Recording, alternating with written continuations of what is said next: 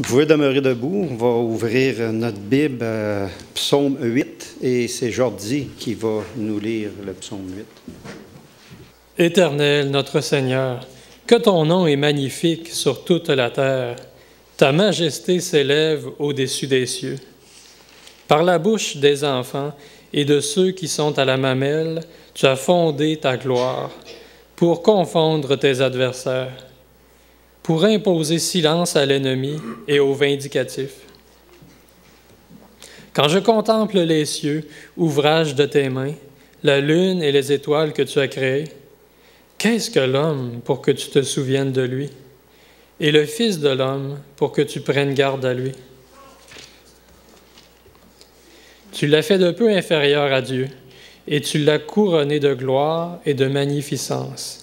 Tu lui as donné la domination sur les œuvres de tes mains. Tu as tout mis sous ses pieds.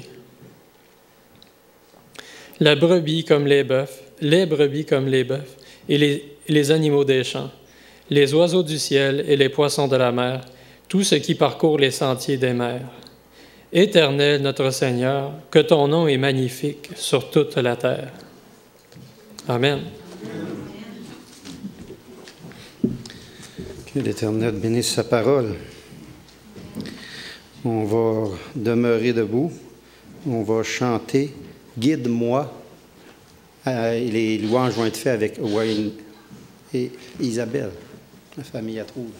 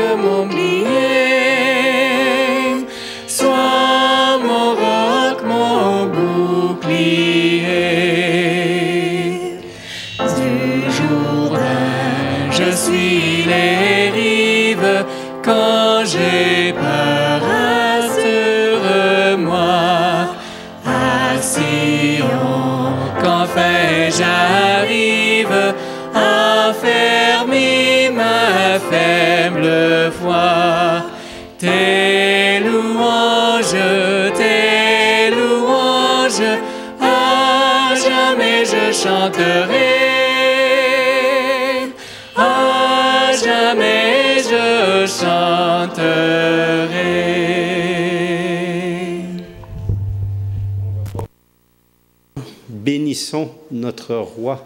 Voulez-vous bénir votre roi, votre Dieu? Ben, chantons-le de tout cœur.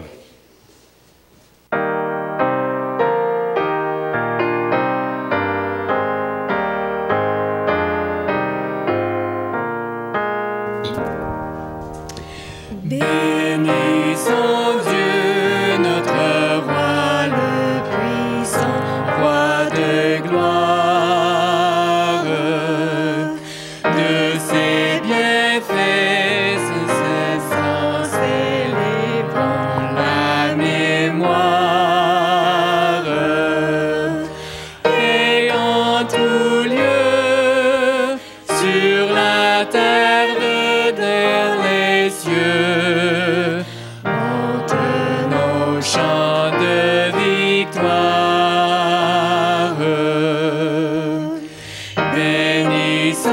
Dieu, notre roi qui tout jour fait justice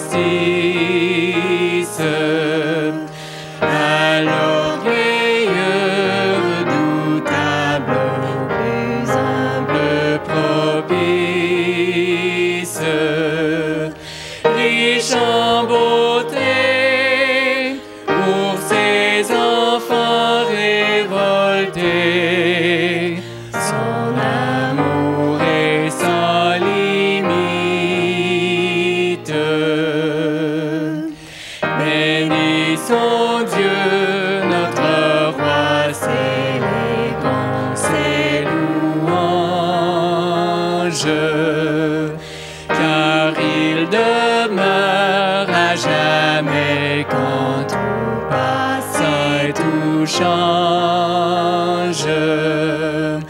Il nous entend, adressons-lui notre chant, unis au cœur de ses anges.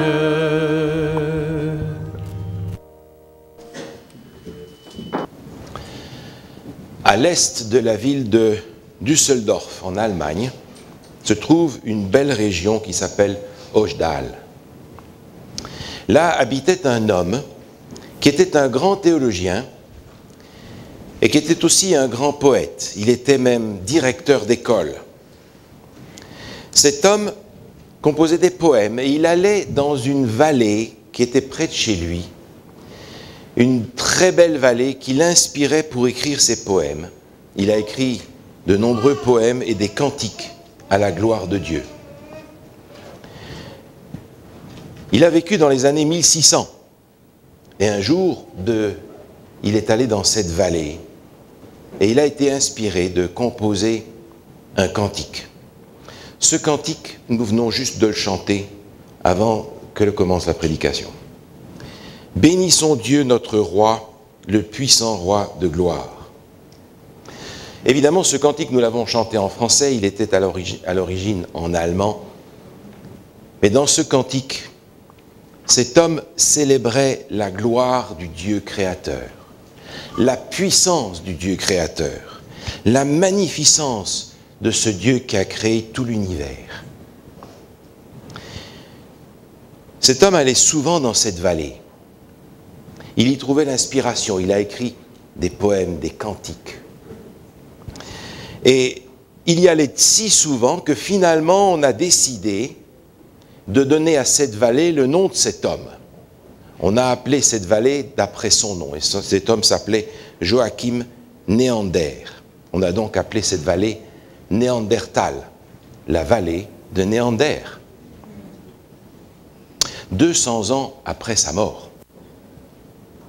On a travaillé dans cette vallée où coulait la rivière Dussel, et on a commencé à creuser parce qu'on voulait extraire des matériaux pour fabriquer du ciment. Et en creusant, on a trouvé des cavernes. Et dans ces cavernes, on a trouvé des ossements humains.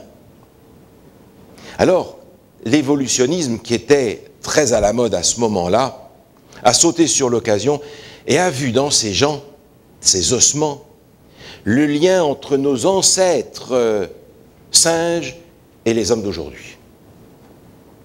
C'était l'homme de Néandertal. Mais curieusement, même lorsque ces ossements ont été trouvés, l'un des évolutionnistes les plus acharnés, Thomas Huxley, en les regardant, s'est rendu compte qu'il n'était vraiment pas un lien entre les singes et nous, parce que les ossements de l'homme de Néandertal étaient exactement les mêmes que les nôtres. Cependant, l'idée a continué. Et on a fait de l'homme de Néandertal cette espèce d'ancêtre dans l'évolution de celui qui nous a précédés et qui n'était pas encore aussi développé que nous. Curieux.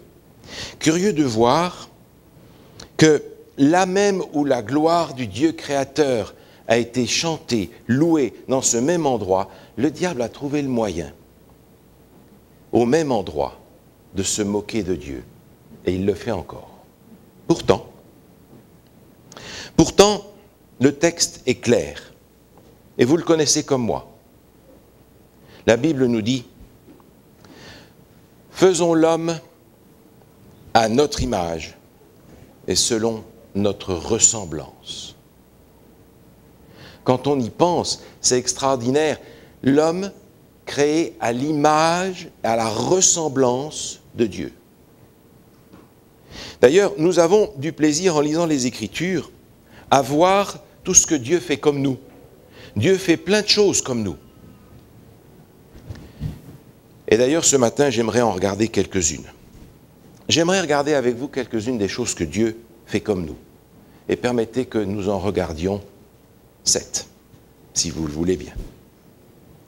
La première chose que Dieu fait comme nous, et que j'aimerais mentionner parmi toutes celles que Dieu fait comme nous, se trouve inscrite dans le livre du prophète Sophonie, au chapitre 3. Sophonie, chapitre 3. Prenez le temps de trouver ce verset, il est un peu difficile, au fond de votre Ancien Testament, parmi les petits prophètes. Sophonie, chapitre 3. Au verset 17, il est écrit ceci. Sophonie, chapitre 3, verset 17. L'Éternel, ton Dieu, est au milieu de toi comme un héros qui sauve. Il fera de toi sa plus grande joie. Il gardera le silence dans son amour. Il aura pour toi des transports d'allégresse. On s'est bien dit, mais l'expression transport d'allégresse traduit un mot qui veut dire finalement chanter en français courant. Le texte du rabbinat français traduit qu'il gardera le silence sur tes fautes. Mais l'Éternel chante. Dieu chante. Écoutez, si Dieu a donné aux anges cette belle voix qui fait que dans les cieux retentissent des chœurs extraordinaires, le chant des anges, pensez que Dieu, lui, ne sait pas chanter. Quand Dieu chante, les anges se taisent pour écouter. Dieu chante. Et quand est-ce que Dieu chante? Dieu chante à cause de vous et à cause de moi. Dieu chante parce que nous avons accepté d'être sauvés par lui. Et le contexte d'ailleurs est très explicite. Regardez encore dans Sophonie chapitre 3, au verset 12 par exemple, il est dit « Je laisserai au milieu de toi un peuple humble et petit qui trouvera son refuge dans le nom de l'Éternel. » Et un peu plus loin, au verset 14, « Poussez des cris de joie, filles de Sion, poussez des cris d'allégresse, Israël. Réjouis-toi et triomphe de tout ton cœur, fille de Jérusalem. L'Éternel a détourné tes châtiments, il a éloigné ton ennemi. Le roi d'Israël, l'Éternel, est au milieu de toi. Tu n'as plus de malheur à éprouver. » Extraordinaire. Réjouis-toi. Et il s'adresse là à un peuple petit et humble. Le reste, nous dit le texte, qui trouve son refuge dans l'Éternel. Dieu chante en pensant au reste à la fin des temps. Et est-ce que nous ne voulons pas nous faire partie de ce reste qui garde les commandements de Dieu et qui a la foi de Jésus? Dieu chante. Dieu chante à la fin des temps à cause de vous et à cause de moi, à cause du fait que nous avons été délivrés par sa grâce et que nous l'avons accepté. Dieu chante quand ceux qui l'aiment sont sauvés. Et puis il y a une autre chose que Dieu fait. Regardez ce passage avec moi dans le livre du prophète Jérémie au chapitre 14. Jérémie chapitre 14. Un texte qui est rapporté ici par le prophète et qui transmet au peuple ce que Dieu lui dit. Jérémie chapitre 14. Au verset 14 commence ce que Dieu lui demande de dire. Et il est écrit « Et l'Éternel me dit ». Et il commence à parler. Et un petit peu plus loin, au verset 17, il dit « Dis-leur cette parole. Les larmes coulent de mes yeux nuit et jour, et elles ne s'arrêtent pas. Car la Vierge, fille de mon peuple, a été frappée d'un grand coup, d'une plaie très douloureuse. » Dieu pleure. Dieu chante, mais Dieu pleure. Et il fait dire à son peuple, par l'intermédiaire du prophète, « Les larmes coulent de mes yeux nuit et jour à cause de vous, parce que vous êtes en train de souffrir. » Et là, dans le contexte, après la première déportation, le peuple ici va subir une sécheresse catastrophique. Il n'écoute toujours pas. La sécheresse a frappé le peuple et Dieu pleure. Les larmes coulent de mes yeux nuit et jour. Elles ne s'arrêtent pas. Avez-vous pensé à Dieu qui pleure? Dieu pleure parce que son peuple souffre. Alors quand nous souffrons, avez-vous remarqué? On dit, Seigneur, où est-ce que tu es? Réponse, je pleure pour toi. Dieu pleure.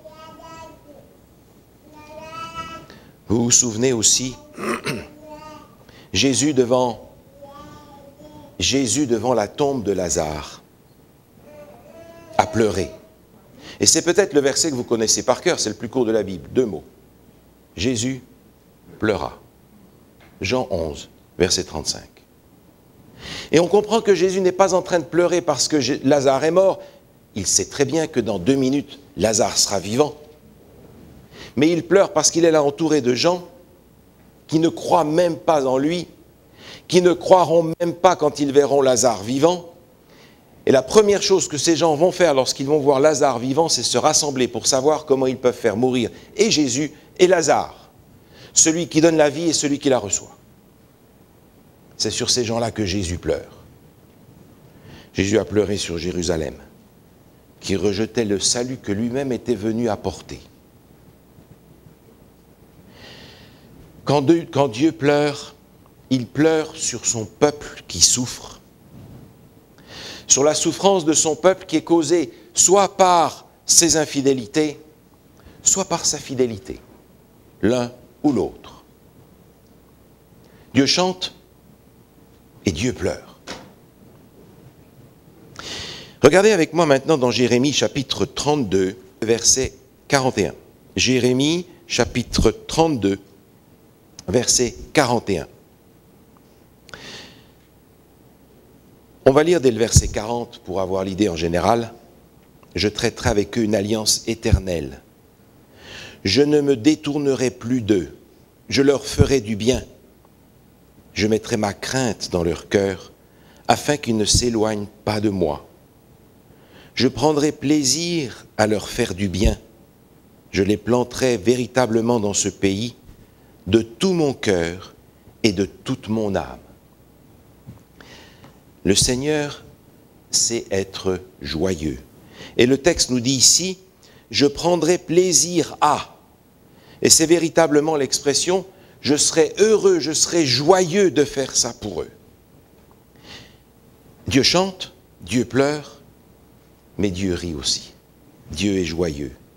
Vous vous souvenez de ce texte dans Néhémie au chapitre 8 et au verset 10 où il est dit « La joie de l'Éternel sera votre force. » Dieu est joyeux, Dieu est content lorsque son peuple peut recevoir ses bénédictions et qu'il est ouvert pour les recevoir. Il veut traiter une alliance nouvelle avec ce peuple. Et ce peuple est prêt à recevoir cette alliance. Et Dieu est heureux. Il dit, je vais le faire de tout mon cœur, de toute mon âme. Dieu ne fait pas ça d'une façon désinvolte. Dieu est dedans à 100%. Et quand Dieu est heureux, il est heureux. Quand il est joyeux, il est joyeux. Vous imaginez Jésus avec les enfants, je pense qu'il a bien rigolé avec eux. C'est lui qui les faisait rire, probablement plus que les adultes. Et c'est pas pour rien qu'il leur disait que le royaume des cieux est pour ceux qui leur ressemblent. Dieu a de la joie, Dieu est joyeux quand il peut faire du bien à son peuple, quand il peut répandre ses bénédictions sur son peuple et que son peuple est prêt à les recevoir. Il y a une quatrième chose que Dieu fait comme nous. Regardez par exemple dans l'évangile de Jean, au chapitre 1er. Évangile de Jean, chapitre 1er. Dès le premier verset, il est dit ceci. Au commencement était la parole, La parole était avec Dieu, la parole était Dieu. Dieu parle. Dieu parle. Et il nous est même dit que Dieu, c'est la parole.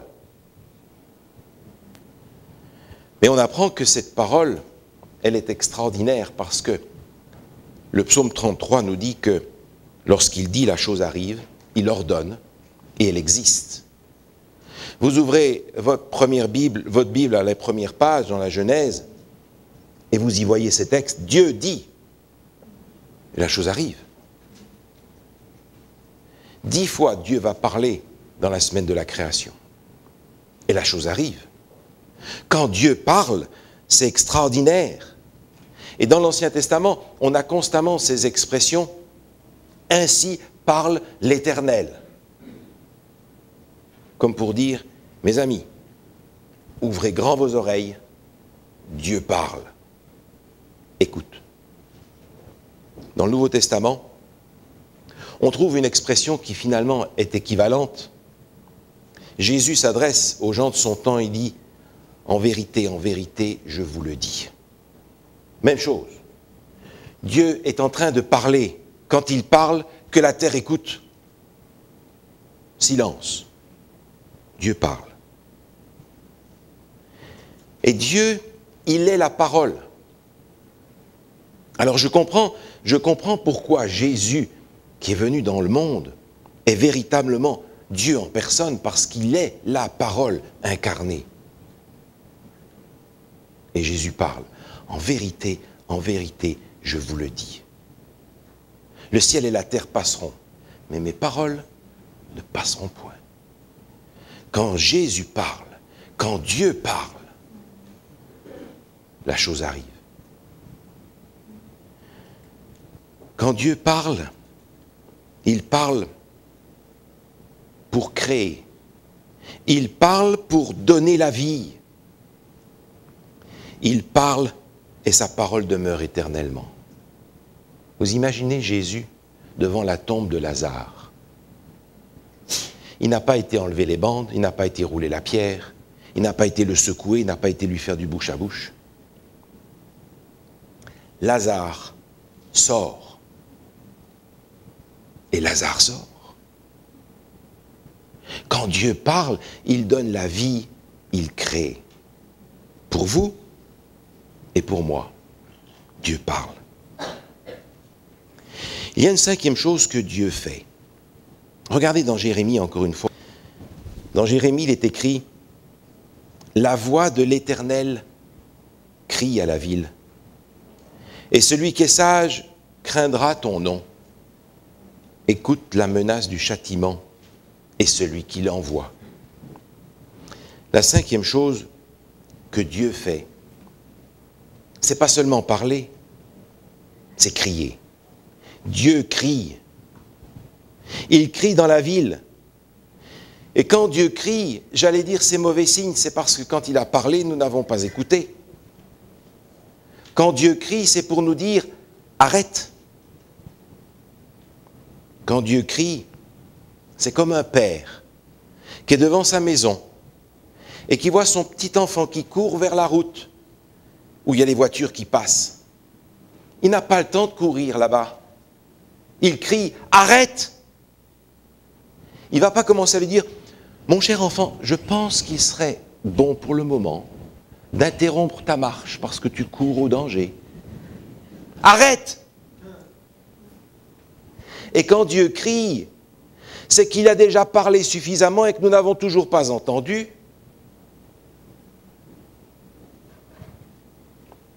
Dieu crie parce qu'il veut que chacun de ceux qu'il aime puisse entendre. D'ailleurs, je repense à l'Apocalypse. Dans le livre de l'Apocalypse, une expression revient souvent. Une forte voix. Et dans Apocalypse 14, il y a un ange qui traverse le ciel. Et il est dit, il criait d'une voix forte. Craignez Dieu et donnez-lui gloire, car l'heure de son jugement est venue. Et adorez celui qui a fait le ciel, la terre, la mer et les sources d'eau. Ce n'est pas un chuchotement, c'est un cri qui parcourt l'univers. Il disait d'une voix forte. Dieu crie, Dieu appelle. Et quand Dieu crie, c'est peut-être que nous n'avons pas encore entendu quand il parlait. Et puis, Dieu crie, mais parfois, Dieu se tait. Regardez dans 1 Samuel, chapitre 28. 1 Samuel, chapitre 28, il y a là une histoire que vous connaissez bien à la fin de la vie du roi Saül. 1 Samuel, chapitre 28, au verset 6, il est dit « Saül consulta l'Éternel, et l'Éternel ne lui répondit point, ni par des songes, ni par l'Urim, ni par les prophètes. » Dieu se tait, c'est l'exil de la parole. C'est le silence de Dieu. Et ce silence, il est incompréhensible parce que tout à l'heure, on a justement vu que Dieu est la parole. Et voilà maintenant que Dieu se révèle dans la non-parole, dans le silence. Dieu ne répond pas. Et vous avez remarqué, Dieu ne répond pas parce que Saül, qui prétend invoquer l'Éternel, ne veut pas l'entendre. Parce que si Dieu ne répond pas, Saül va aller demander au diable ce qu'il veut savoir. Dieu se tait. Pensez à Jésus, devant Pilate, devant Hérode. Pas un mot. Au point où il lui dit, « C'est à moi que tu ne parles pas, tu sais que j'ai autorité sur toi ?» Et là, Jésus parle, « Tu n'as aucune autorité sur moi. » Jésus se tait. Tout a été dit déjà. Vous comprenez?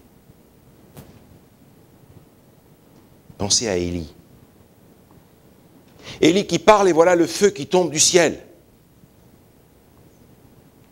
Et Dieu veut faire comprendre à Élie que même s'il y a une tempête qui passe devant lui, même s'il y a un tremblement de terre qui remue tout, ou un feu qui ravage tout, c'est dans le silence que Dieu va se révéler à lui. Le murmure doux et léger pourrait être traduit par un silence.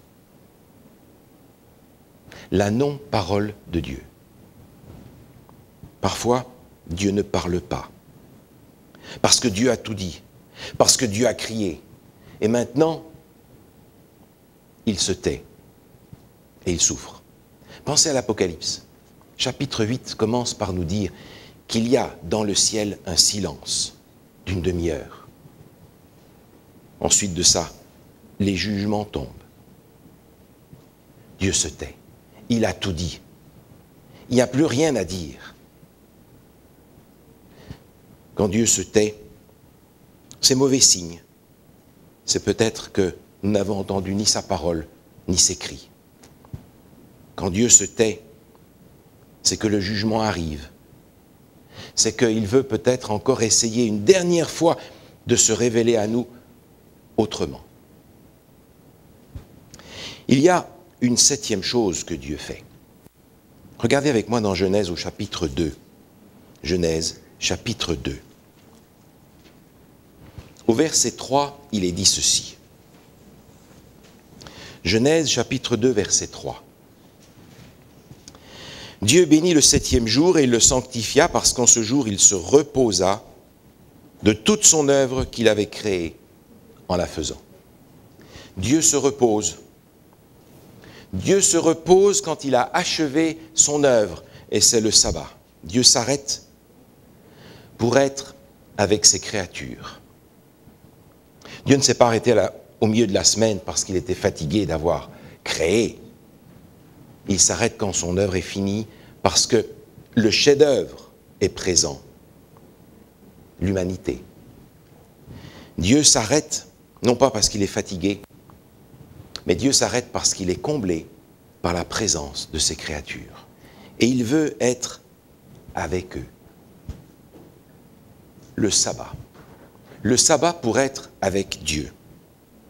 En fait, le sabbat, c'est le premier jour pour l'être humain. Adam et Ève ont vécu comme premier jour le jour du repos. Non pas encore une fois pour se reposer du repos dodo, mais pour se reposer avec Dieu. Quand Dieu s'arrête, c'est parce qu'il veut être avec nous. Quand Dieu s'arrête, c'est parce qu'il veut être avec nous. Et quand Dieu aura tout refait, tout achevé, de nouveaux cieux et une nouvelle terre, Apocalypse 21, en quelques versets, il est répété, il sera avec eux, avec eux, avec eux, avec eux. Quand Dieu aura tout refait, là il va pouvoir de nouveau s'arrêter dans le sabbat éternel, parce qu'il sera avec nous. Quand Dieu s'arrête, c'est parce qu'il veut être avec nous. Alors je suis émerveillé de tout ce que Dieu fait comme nous. Et quand j'y pense, c'est exactement l'inverse. Parce que nous avons été créés à son image.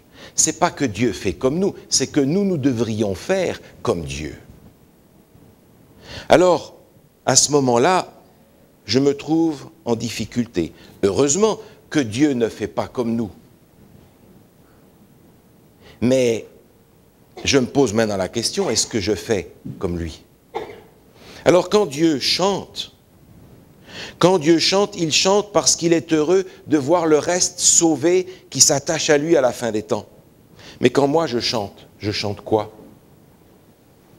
Qu'est-ce que je chante? Les chansons que j'entends dans les magasins, que j'entends à la radio, c'est ça que je chante? Avec quelle musique est-ce que je remplis mon cœur? Avec la musique de là dehors, que tout le monde fredonne, et que je ramène aussi dans l'église parce que je n'en connais pas d'autres? C'est cette musique-là que je chante.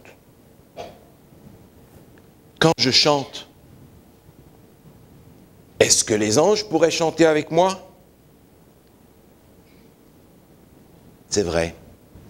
Souvent, je ne chante pas comme Dieu chante. Alors, quand Dieu pleure, c'est parce qu'il souffre de voir son peuple souffrir. Mais moi, quand je pleure, c'est pourquoi? C'est parce que je suis découragé. C'est parce que je suis en train de dire, je souffre, et qu'est-ce qu'il fait, Dieu? Quand je pleure, c'est que je pense à moi, et que je trouve que mon malheur est le plus grand malheur du monde, et je m'apitoie sur mon sort à moi, et je m'apitoie sur moi-même. Quand je pleure, ce n'est pas souvent à cause de la souffrance des autres, qui n'ont pas encore trouvé le salut, et qui souffrent à cause de cela. Alors, souvent quand je pleure, je ne pleure pas comme Dieu. Quand Dieu est heureux, quand Dieu est joyeux, c'est parce qu'il est heureux de répandre ses bénédictions sur ses enfants qui sont prêts à les recevoir et qu'ils peuvent être sauvés. C'est parce que ses enfants sont heureux du salut. Mais moi, quand je suis heureux, c'est parce que j'ai reçu un beau cadeau, c'est parce que je suis fier de moi, fier de ce que j'ai fait, fier de ce que mes enfants ont fait, c'est comme si c'était moi.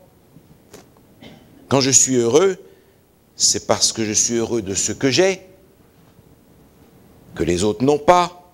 C'est parce que je suis heureux de ce que je suis. Et je suis heureux parce que les autres m'aiment. Quand je suis heureux, c'est à propos de moi. Mais je ne suis pas nécessairement heureux de savoir que ces gens-là sont sauvés, qu'ils reçoivent les bénédictions de Dieu. Ça me rendra plutôt triste parce que moi je ne les ai peut-être pas. Alors souvent, je ne suis pas heureux comme Dieu. Dieu parle. Mais quand Dieu parle, c'est pour créer, c'est pour éclairer, c'est pour donner la vie. Quand Dieu parle, il se donne la parole. Mais moi, quand je parle, qu'est-ce que je fais? Quand je parle de moi, de ce que j'ai fait, de ce que j'ai. Et je vais vous montrer mon camion, mon ordinateur, mes choses. Quand je parle, c'est pour montrer que je suis meilleur que les autres. Quand je parle, c'est parfois pour dire des sottises. Quand je parle, c'est parfois pour dire des choses qui ne sont pas tout à fait vraies. Quand je parle, c'est pour me plaindre des autres, de mon Église, de Dieu, de tout, de moi. Je ne parle pas comme Dieu. Quand Dieu crie, c'est pour m'arrêter parce que je suis sur une mauvaise voie. C'est un appel ultime. C'est un appel quand Dieu crie. Mais moi, quand je crie, c'est pour gronder sur quelqu'un qui ne m'a pas obéi. Quand je crie, c'est pour vous dire ma colère. Quand je crie, c'est pour m'imposer par mes paroles, par mon attitude. Quand je crie, c'est pour vous faire connaître ma façon de penser, n'est-ce pas?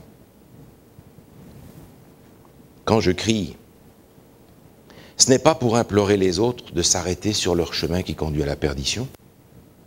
Ce n'est pas pour leur adresser un appel solennel à venir au Christ. Alors quand je crie, souvent je ne crie pas comme Dieu non plus. Quand Dieu se tait, c'est parce qu'il a tout dit et qu'il veut nous inviter encore à entendre une dernière fois avant que les conséquences n'arrivent. Mais moi, quand je me tais, c'est parce que je suis fâché. Quand je me tais, c'est parce que je veux punir quelqu'un par mon silence. Quand je me tais, c'est parce que je suis tourné vers moi et que les autres, ça ne m'intéresse pas. Et quand je me tais, franchement, c'est qu'il vaut mieux que je me taise parce que vous risqueriez d'en entendre beaucoup trop. N'est-ce pas? Quand je me tais, ce n'est pas par sagesse, par amour pour ceux qui sont en face de moi. Alors souvent, mon silence n'est pas le silence de Dieu. Quand Dieu se repose, c'est pour être avec moi, avec nous, communiquer avec nous. Quand Dieu s'arrête, quand Dieu se repose, c'est pour être avec moi. Mais moi, quand je me repose, j'ouvre la télévision, je vais sur Internet, sur Facebook, je sors un jeu vidéo, je m'éclate, je fais un divertissement quelconque. Je vais faire ce qui me plaît.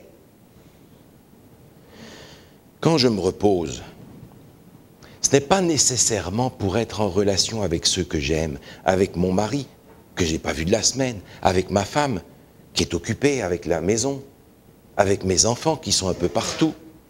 Quand je m'arrête, quand je me repose, ce n'est pas nécessairement pour être en communion avec ceux que j'aime. Alors finalement, souvent, je ne me repose pas comme Dieu non plus.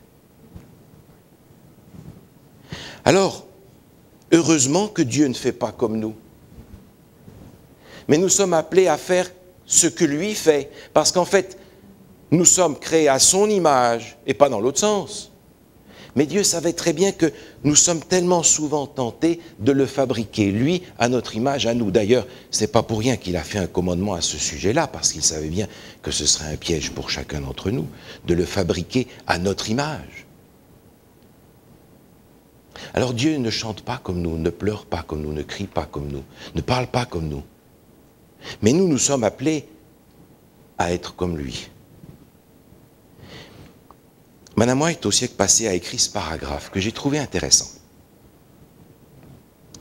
Dieu ne peut se révéler tant que ceux qui prétendent être des chrétiens ne deviennent pas des hommes et des femmes qui agissent selon sa volonté dans leur vie privée. Quand ils seront un avec lui, sanctifiés dans leur corps, leur âme et leur esprit, alors ils seront des temples prêts pour que le Saint-Esprit demeure en eux. Il y a juste un petit membre de phrase qui m'a interpellé fort dans ce paragraphe. Qui agissent selon sa volonté dans leur vie privée. Pas juste comme ça, en public, dans leur vie privée. Alors, je me rends compte que je ne fais pas comme Dieu et que je suis appelé à reproduire son image pourtant.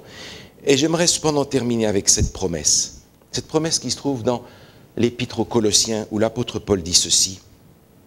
Car vous êtes morts, mais votre vie est cachée avec Christ en Dieu. Quand Christ paraîtra, alors vous paraîtrez avec lui dans la gloire. Et juste après, ayant revêtu l'homme nouveau, qui se renouvelle dans la connaissance selon l'image de celui qui l'a créé.